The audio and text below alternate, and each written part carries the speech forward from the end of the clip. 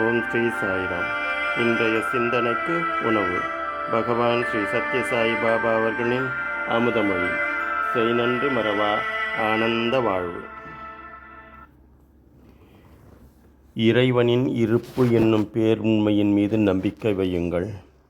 இந்த இறை சக்தி ஆக்சிஜனால் சுற்றுச்சூழலை நிரப்பி நீங்கள் வாழ வழி செய்துள்ளது. மனிதனால் தோற்றுவிக்கப்பட்ட மின்விசிறி ஒரு சிறிய பரப்புக்கு காற்றளிக்க முடியும். ஆனால் இயற்கையால் உருவான காற்று உலகையே புரட்டி போட முடியும். யார் இந்த காற்றுக்கு காரணம்? கோவிலில் 3 வகையான விளக்குகள் உள்ளன. அது சிறிய பரப்பையே ஒளியூட்ட வல்லது.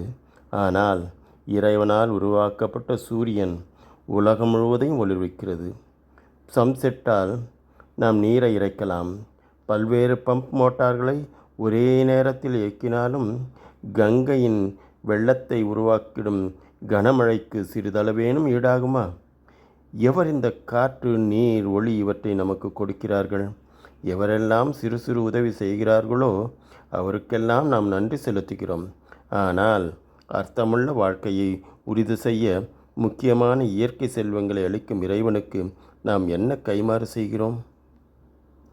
இது ஒரு மனிதருக்கான நற்குணம் என கூற முடியுமா?